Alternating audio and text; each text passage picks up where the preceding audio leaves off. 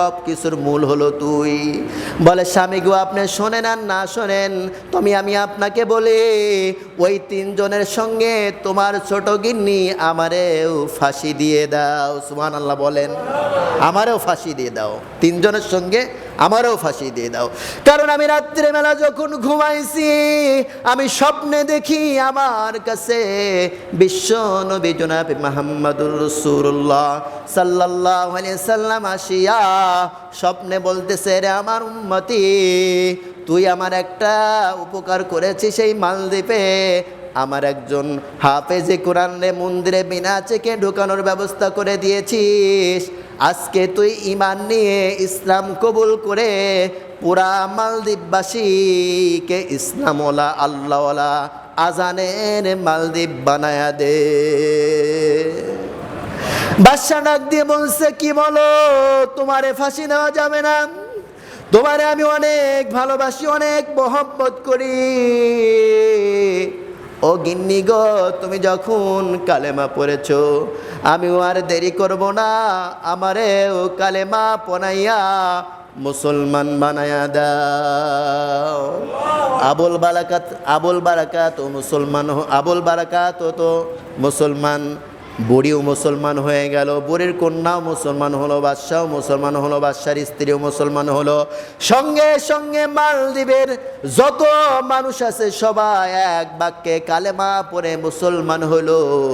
আবুল বারাকাত বলছে, আল্লাহ এই মালদ্বীপে যেই দিন পা দিয়েছি সেই দিন থেকে আমি আমার মন মতো সেজদা দিতে পারি না।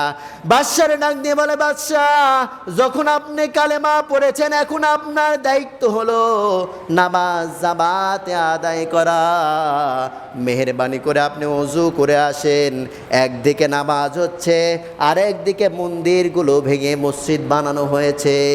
আল্লামা ফতুদা রহমতুল্লাহ আলাইহি লেখেন, সেই মালদ্বীপের মধ্যে এখন এত পরিমাণ মসজিদ যেই জায়গা কোনো আজানের আওয়াজ হইতো না।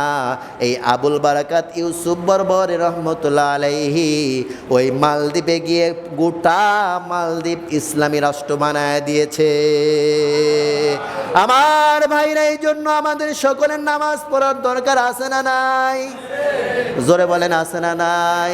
আমাদের সকলের কিন্তু নামাজ পড়া দরকার, শুধু জুমার নামাজ না, 5 ওয়াক্ত আজান হলে মসজিদে এসে নামাজ জামাতে আদায় করার দরকার আছে না নাই? এই মহল্লার মধ্যে যাদের বাড়ি, যাদের কানে আজানের আওয়াজ যায়, তারা অবশ্যই মসজিদে এসে জামাতে নামাজ আদায় করবেন।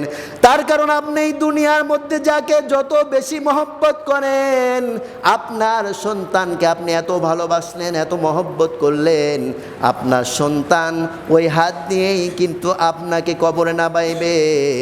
বিন্দু পরিমাণ কলিজার মধ্যে মায়া নিয়ে দুনিয়ায় একদিনের জন্য আপনাকে রাখবে না।